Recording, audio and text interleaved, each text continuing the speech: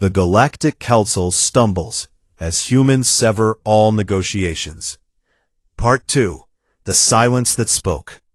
The human diplomatic feed had been running for 31 years without stopping. It came in over the Sol Relay Network, a steady stream of data that carried trade proposals and legal documents and cultural material. Music, mostly. Humans sent a great deal of music. The Council's monitoring stations had logged all of it, filed it, and largely ignored it. It was background noise. Reliable background noise, but background noise all the same. Then one morning, it stopped. The monitoring station that first noticed the silence was operated by a small crew of Arathi technicians on the edge of the Arcturus corridor. They ran a diagnostic check. Everything on their end was working. They sent a query ping toward the Sol Relay Network. The ping came back unanswered.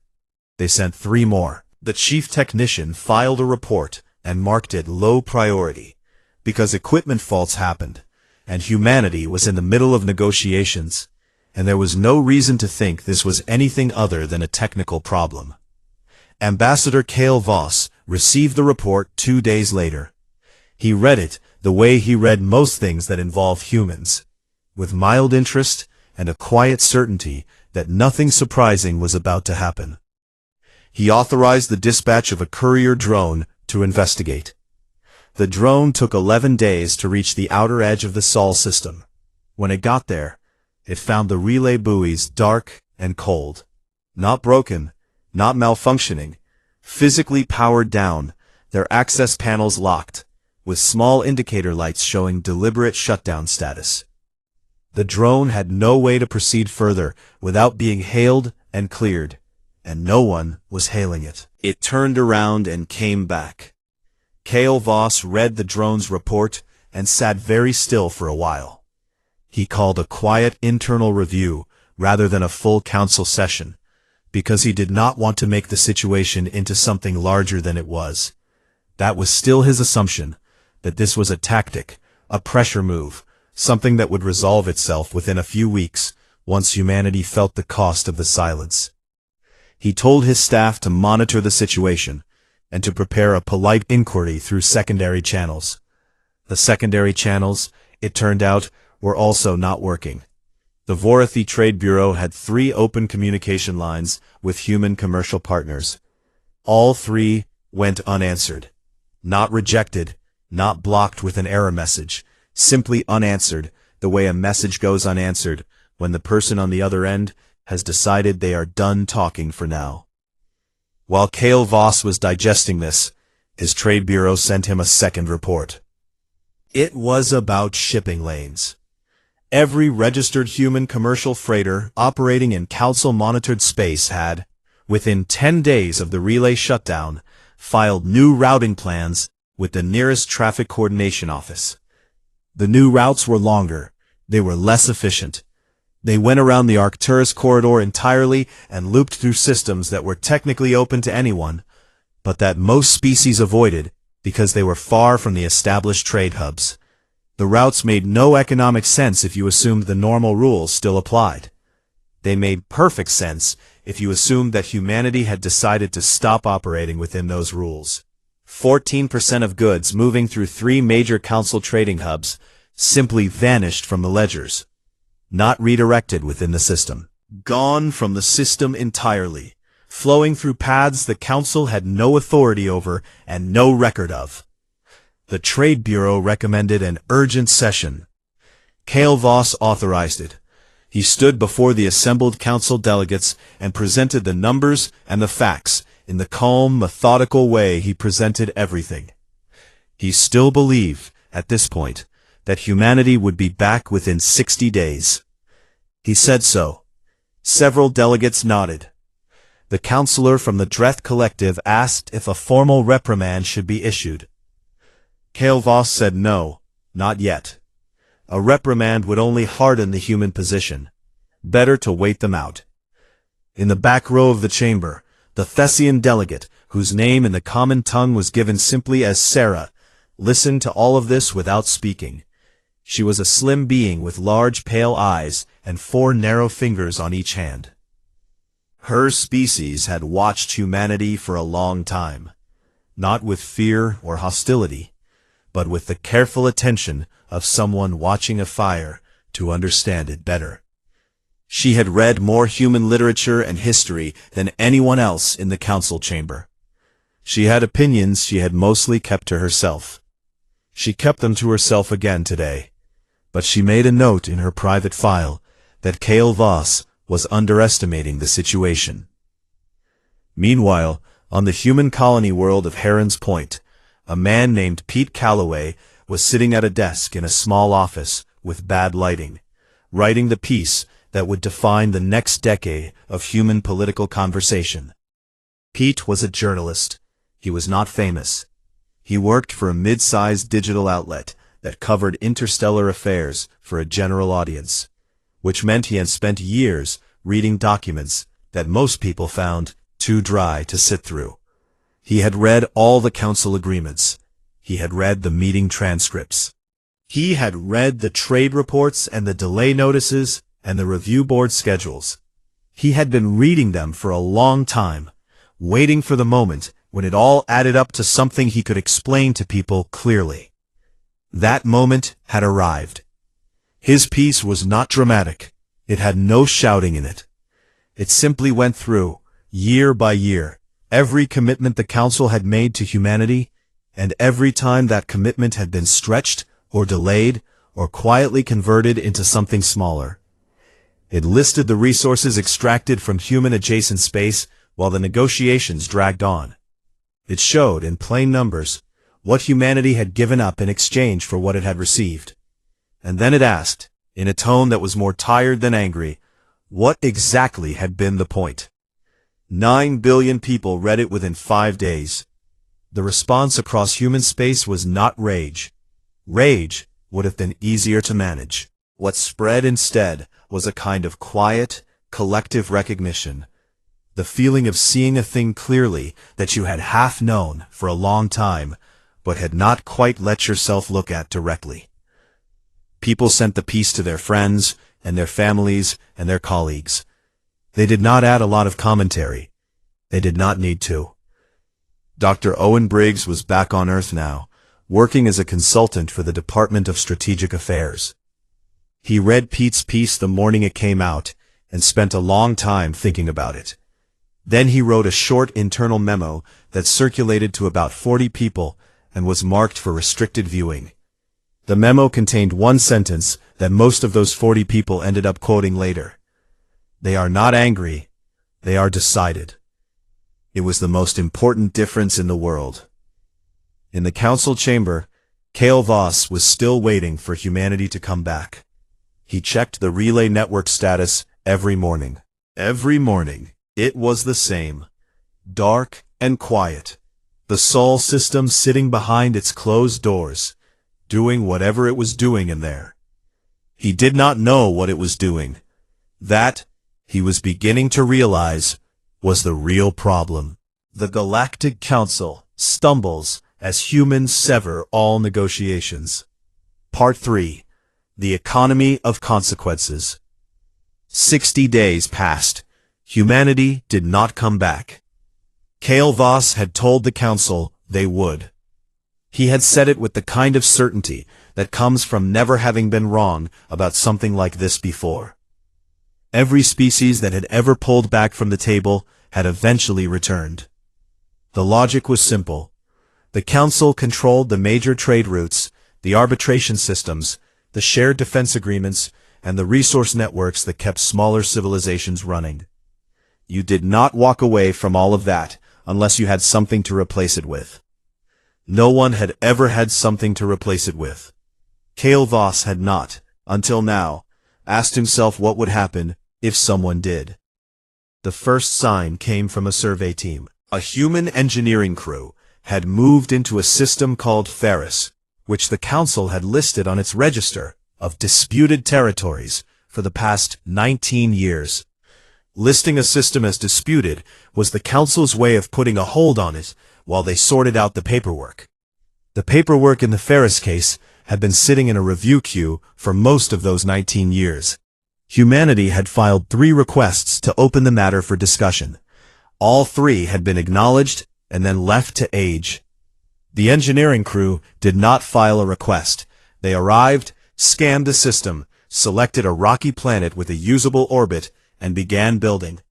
The structure they were putting up was a mid-size orbital platform of the kind humans used as regional supply depots. The crew worked in shifts around the clock. They were fast, and they did not appear to be waiting for anything. A council inspection frigate picked up the activity on a routine pass and changed course to investigate. The frigate commander opened a channel to the human construction vessel and asked, formally and politely, what was happening. The man who answered was the crew chief, a heavy-set and sunburned fellow named Gary Solis, who had been running construction jobs in deep space for 18 years. He confirmed that he was building a human installation. He confirmed that the system was not inside council-registered space. He confirmed that his crew was on schedule and that he had a great deal to get done before the next supply run. He thanked the frigate commander for stopping by and closed the channel. The frigate commander filed a report. The report entered the council's processing system and was routed to the appropriate review board. That board's next scheduled session was in 9 years. Within the next 3 weeks, 6 more human construction projects appeared in systems that the council had been sitting on for anywhere between 8 and 25 years. None of them were inside formally claimed space. All of them were in areas the council had flagged for future discussion. Humanity had apparently looked at the list of things the council intended to discuss someday and decided to stop waiting for someday to arrive. The council's legal division produced a lengthy document explaining why this was a violation of the spirit of the disputed territory protocols. The document was transmitted through the only channel still available to them, which was a Feshan courier relay that humanity had not closed, possibly because the Feshans had been careful to stay neutral throughout all of this. The document arrived at the Human Department of Strategic Affairs and was logged, assigned a reference number, and placed in a review queue. No one responded. Laura Finch had left diplomatic service by this point. She was working now for a coalition of human commercial and governmental bodies that had spent the past several months building something they called the Independent Systems Compact. It was not a military alliance. It was not a declaration of independence from the rest of the galaxy. It was, on paper, a mutual framework for trade, infrastructure, and dispute resolution between human-governed worlds. It was written in clear language. Its timelines were specific. Its review processes had hard deadlines. Every clause said exactly what it meant. It was, in other words, everything the Galactic Council's agreements were not. 17 colony governments signed in the first month. The reasons varied from colony to colony, but underneath all the different reasons was the same basic fact. Humanity had spent 3 decades learning, through repeated experience, that agreements with the Council were slow and unreliable. The compact offered something that actually worked. By the end of the second month, 31 governments had signed. Laura managed the process with the careful efficiency she had brought to every job she had ever held. She slept 4 hours a night and drank too much coffee and kept a running list of problems to solve pinned to the wall above her desk. She did not find the work exciting. She found it necessary, which was better. Daniel Hart watched the numbers from his apartment in Denver. He had no official role anymore. He was technically on administrative leave while his formal resignation was being processed. He spent his days reading reports and drinking coffee and going for long walks along the river, which was something he had not had time to do for most of his adult life. He was watching.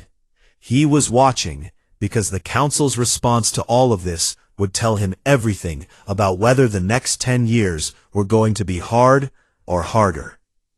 One morning, he found a sealed message waiting in his personal inbox.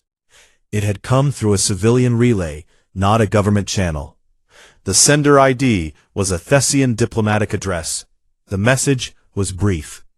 It said that a senior council representative wished to speak with him privately, outside formal channels, and asked if he would be willing to meet. He read it twice. Then he forwarded it to Diana Lowe's office with a note that said only, "They used a civilian line. They did not want this logged. That means they do not want their own people to know they are reaching out." Diana wrote back within the hour. "Take the meeting," she said. Daniel wrote back and confirmed the date. Then he went for his walk. The river was cold and gray, and very quiet that morning. He walked along it for a long time, and thought about the compact numbers, and the construction sites, and the closed relay stations, and the unanswered messages, and all the small and large decisions that had brought everything to this particular place. He thought about 30 years of slow-walked promises, and review boards that met once a decade, and agreements that meant nothing, and paperwork that aged in queues while other people's priorities took precedence. He thought about Gary Solis closing a channel and going back to work. A small thing that, a very small thing, but it said something that no official statement had managed to say as clearly. Humanity was not waiting anymore. Not for permission, and not for recognition, and not for the council to finally get around to treating them like something that mattered. They were building the future they wanted, in the places they chose, on their own schedule. The council could file a report about it if they liked. Daniel turned around and walked home. The Galactic Council stumbles as humans sever all negotiations. Part 4. The Wait of 30 Years. The meeting took place on Heron's Point, in a building near the port district that mostly handled cargo paperwork. The room they used had a square table, 4 chairs, a water dispenser, and a window that looked out onto a loading yard. It was the kind of room where nothing important was supposed to happen, which was exactly why Daniel Hart had chosen it. Sarah arrived alone, which was unusual for a council delegate. She wore plain civilian clothes and carried a single small bag.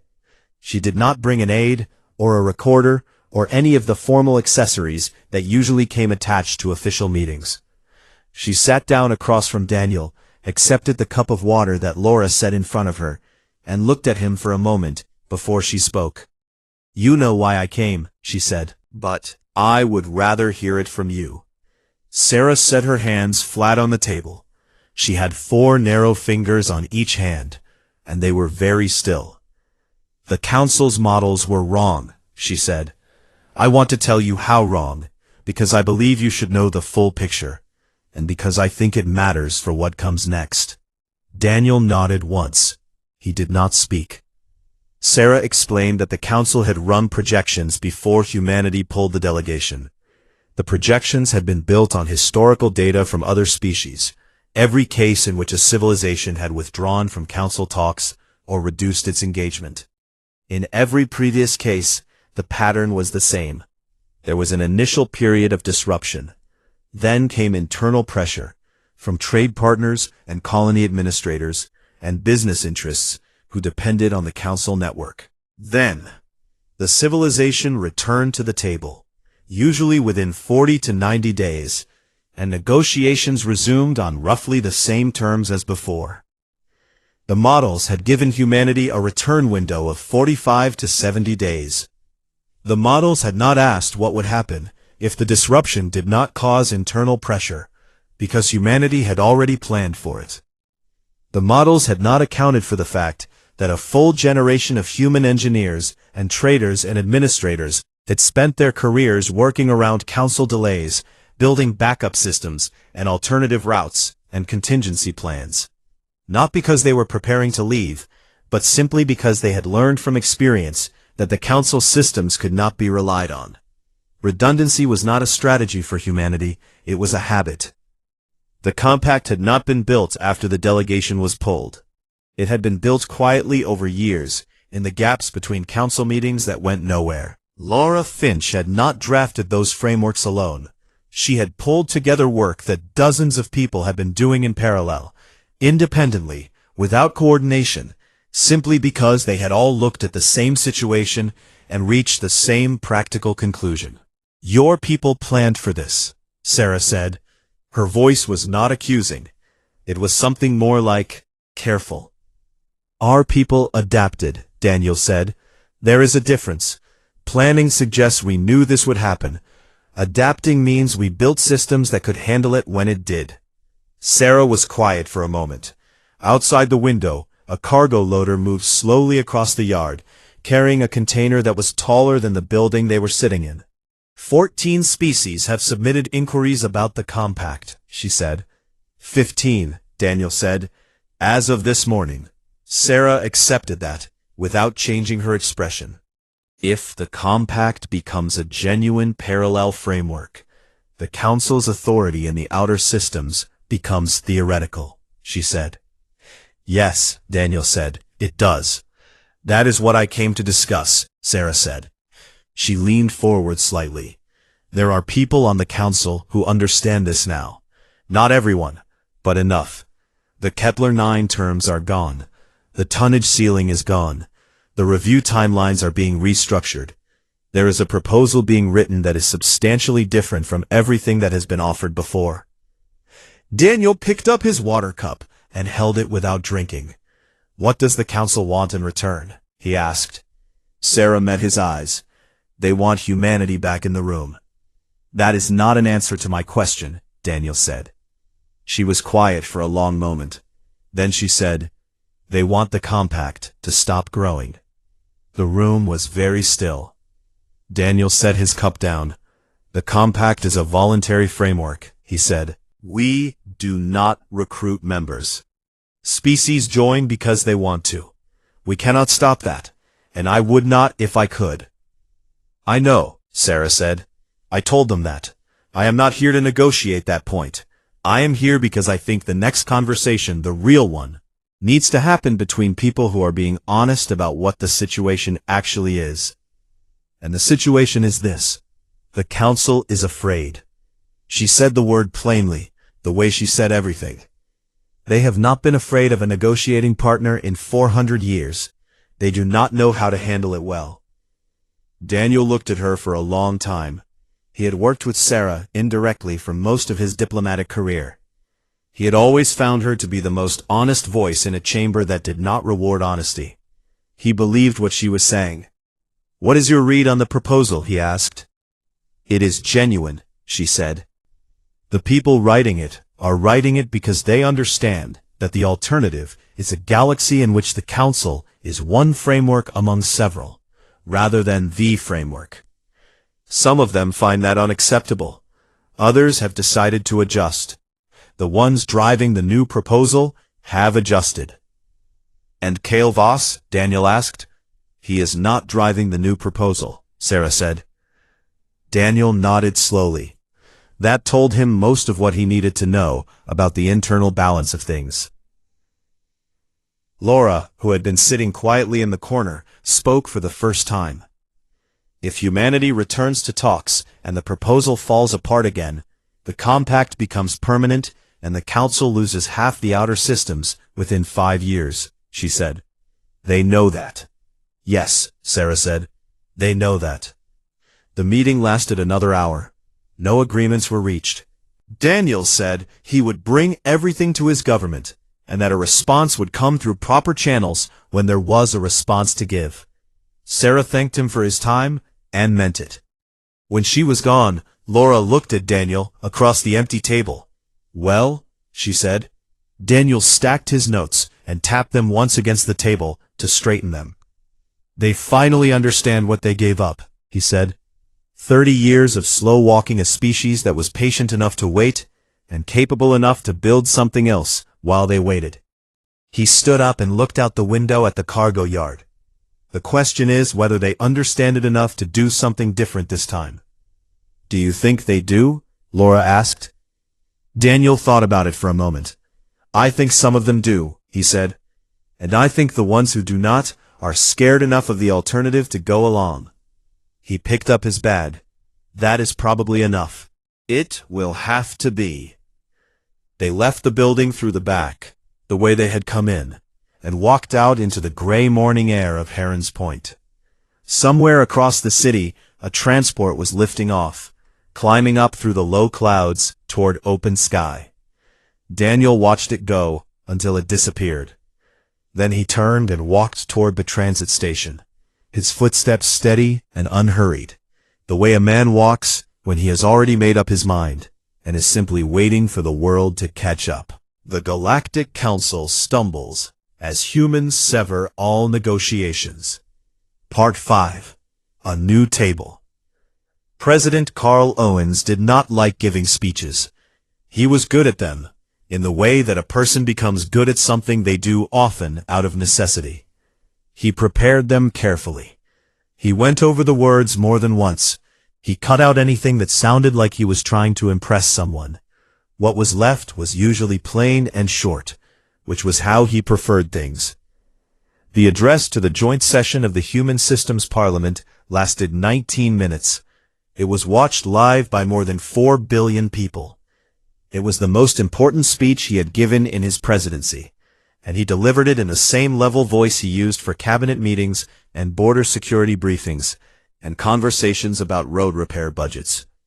Because to him, it was the same kind of thing. It was a decision that had been reached, and now it needed to be explained. He said that the human government had received a formal revised proposal from the Galactic Council. He said the proposal had been reviewed in full by his government and by the legal teams of the Independent Systems Compact. He said the proposal represented a real change from what had come before. Not a small adjustment or a repackaged version of old terms, but a genuine departure. He said this without excitement, because excitement was not the point. Then he laid out the conditions. First, any new agreement had to include a binding arbitration system with enforcement weight behind it. Not a review board that met every decade. Not a process that could be indefinitely delayed. A real mechanism with real consequences for non-compliance on both sides.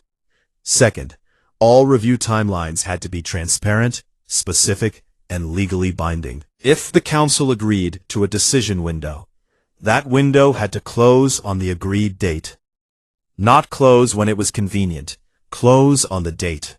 Third, the Independent Systems Compact had to be formally recognized as a legitimate governing body within human space. Not tolerated, not acknowledged. Recognized in writing as a permanent feature of the political landscape. Carl paused at that point and looked out at the chamber. He was not a dramatic man, but he understood the weight of what he was about to say. If those conditions are met, he said, the human government will return to formal dialogue with the Galactic Council.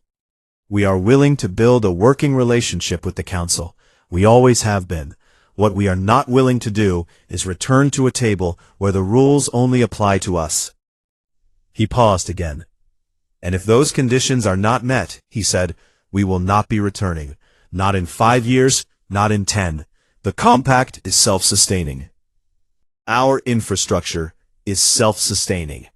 We have built what we needed to build, and we can continue building it. He looked directly into the camera. This is not a threat. It is a description of reality. I think it is important to be clear about what the reality is. The speech ended. The chamber was quiet for a moment before the applause came. And when it came, it was not the loud and immediate kind. It was the slower kind, the kind that builds as people absorb what they have just heard. It kept going for a long time. In the council chamber, the speech was watched in translation by every delegate present. Cale Voss sat without moving through all 19 minutes of it. When it was over, he did not speak immediately. He looked at the surface of his desk. Around him, the chamber buzzed with low conversation as delegates leaned toward their aides and typed notes and processed what they had just witnessed. The Thessian delegate, Sarah, sat in her seat and watched Cale Voss. She had known this moment was coming. She had tried, in small and careful ways, to prepare her colleagues for it. Some of them had listened, some had not. Cale Voss called for a formal deliberation session. It lasted 3 weeks, which in council terms was remarkably short. Cale Voss argued, in the early sessions, for a firm response, a counterproposal that gave ground on the arbitration language, but held the line on the compact recognition. He felt that recognizing the compact in writing was a concession too far, a formal admission that the Council's authority had limits. Then she asked the chamber, very quietly, what they believed the Council's authority consisted of, if not the willing participation of its members.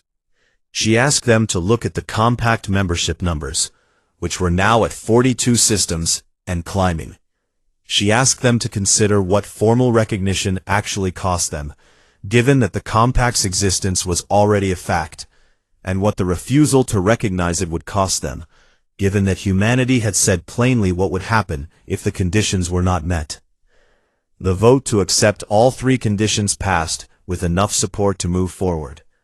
Kale Voss voted against it. He did not make a speech about his vote. He sat down afterward and was quiet for a long time, and the expression on his face was not anger.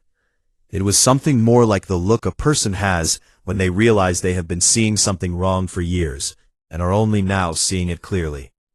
The framework agreement was signed 4 months later. The ceremony was small. There was no grand music and no sweeping language about galactic unity. The room they used was a mid-sized conference hall in the Council's administrative district, with a long table and good lighting, and people from both sides sitting across from each other, with stacks of documents and translation equipment, and cups of water. There were lawyers in the room. There were specific clauses and numbered timelines, and penalty provisions, and review mechanisms with hard deadlines. Every word meant exactly what it said. Daniel Hart attended as an observer. His resignation had been processed by then. He had no official title, no delegation, no role. He sat in the third row and watched the pens move across the signature pages and thought about 30 years. He thought about the first time he had walked into a council session as a junior aide, years ago, when the hall had seemed impossibly large and the aliens around him had seemed impossibly assured, and the whole thing had seemed like something from a story. He thought about how long it had taken to understand that the assurance was not wisdom. It was habit, and habits could be broken. Dr. Owen Briggs watched the signing via live feed from his office in Washington. He had a cup of tea going cold on his desk, and a stack of reports he had not touched in 3 hours. When the last signature went down, he picked up his tea, found it cold, and drank it anyway. Then he turned back to his screen and wrote a short note to his staff that said simply, "Good. Now the real work starts." On Ferris Station, Gary Solis got the news while he was in the middle of a prefabrication check on the station's second hub module.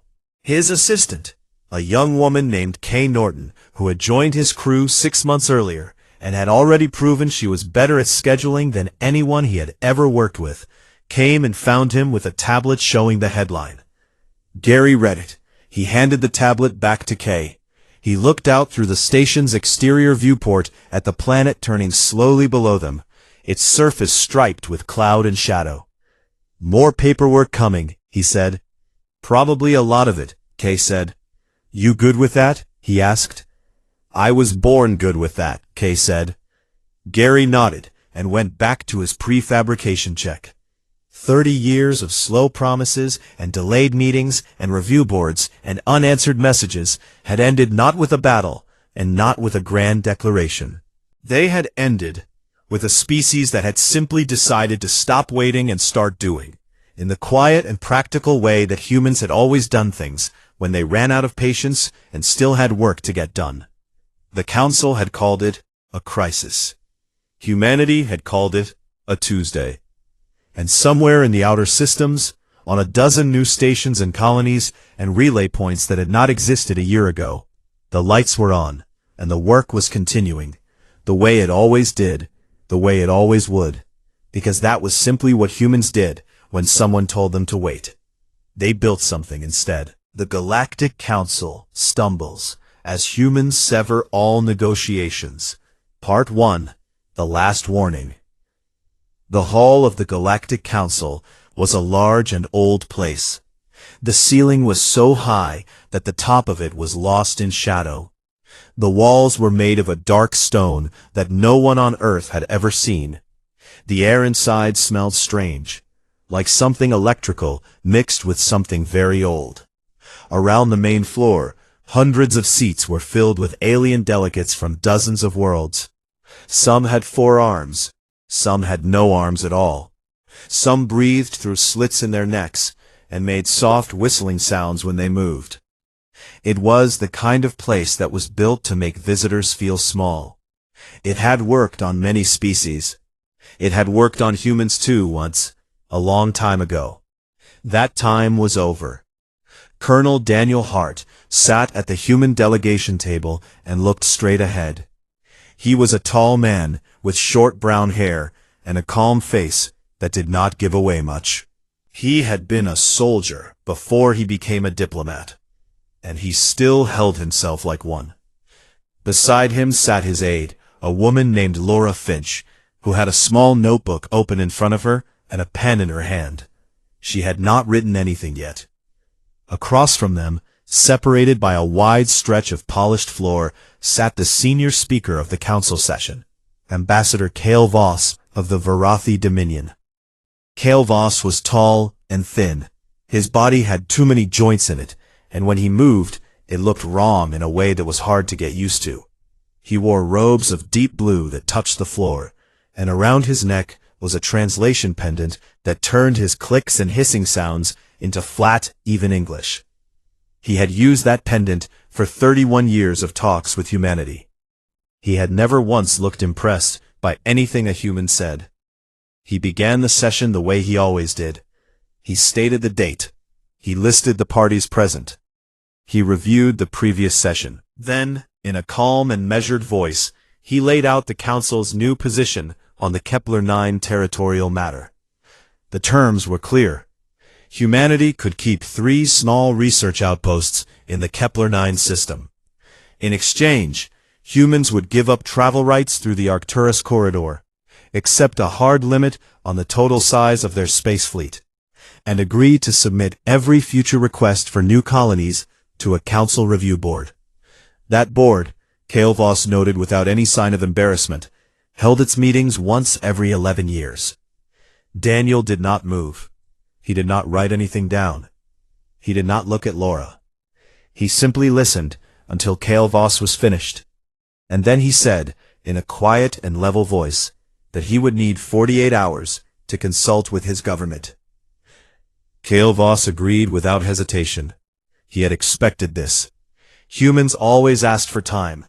Then they came back with a slightly different counteroffer, and the whole thing started again. It had been going on like this for 6 months on the Kepler-9 matter alone, and for 30 years before that on dozens of other matters. The Council was patient. They could afford to be. In their experience, smaller species always came around eventually. The advantages of Council membership were simply too large to walk away from. No species had ever walked away. The session ended. The delegates moved toward the side halls. Daniel and Laura walked together without speaking until they reached the small private room the human delegation used for breaks. Then Laura closed the door and looked at him. "They think you are going to fold," she said. "I know," Daniel said. He picked up a cup of water from the table and drank half of it. "Let them think that." Laura looked at him for a moment. She had worked with him for 4 years, and she knew when he was working through something. "You already know what you are going to tell them." It was not a question. Daniel set the cup down. "I know what I am going to tell home," he said. "The Council will find out after." He sent his report to Earth that evening. It was detailed and honest and contained no softened language. It described exactly what the Council had offered, what it would cost humanity in practical terms, and what the pattern of the last 6 months suggested about the Council's intentions going forward. The report ended with a single recommendation, written in plain words: "It is time to leave the table." On Earth, the response came faster than he expected. President Carl Owens called a cabinet meeting the next morning. He was a broad-shouldered man from Ohio who had grown up in a family that fixed things for a living, engines and pipes and broken machinery. He had a habit of going very quiet when he had already made up his mind. He went very quiet now. He read Daniel's report once, all the way through. Then, he looked at the people around the table. Secretary of State Diana Lowe sat to his left. The Director of Space Affairs, a man named Greg Patton, sat across from her. There were 7 others. None of them looked comfortable. Carl put the report flat on the table. "Poll the delegation," he said. "All of them. Today." The room stayed quiet for a moment. Diana spoke first. "That closes every formal channel we have with the council," she said. "Yes," Carl said. "It does." Greg Patton leaned forward slightly. "Sir, the commercial treaties alone." "I have read the commercial treaties," Carl said. "I have read all of them. I have been reading them for 3 years. The council has broken or delayed 12 of the 17 binding agreements we signed in the last decade. They are not treaties at this point. They are suggestions. We are going to stop pretending otherwise." Diana picked up her pen and set it down again. "If we pull the delegation and shut down the relay stations, the council will treat it as a hostile act." "They can treat it however they like," Carl said. "What they cannot do is stop us. That is the point." He looked at Greg. "I want the relay stations shut down within 72 hours. I want all human commercial vessels rerouted away from council-monitored corridors. And I want a full review of every agreement we currently have with council member states on my desk by end of week." Greg nodded once and started writing. Carl looked at Diana last. "I want it done quietly," he said. "No statements, no press releases, no announcements. We are not going to shout about this. We are simply going to stop showing up." The meeting lasted another 40 minutes, covering logistics and contingencies, and questions that had no easy answers. When it was over, people left quickly. There was a lot to do. Daniel Hart received the response from home that same afternoon. It was short. It told him to pack up the delegation, secure the files, and arrange transport home. There was no explanation attached, because none was needed. He had written the recommendation himself. He told Laura. She read the message, and then looked up at the ceiling for a moment. "They actually did it," she said. "Yes," Daniel said. Laura thought about that. Then she started packing. Outside the window of the delegation building, the lights of the council city stretched out in every direction, old and bright, and very sure of themselves. Daniel looked at them for a moment, before he turned away. The council had been the center of galactic politics for 400 years. They had never had a species simply walk out before. They would not understand it at first. They would think it was a tactic. They would wait for humanity to come back. That was fine. Let them wait. Daniel picked up his bag and walked out of the room without looking back.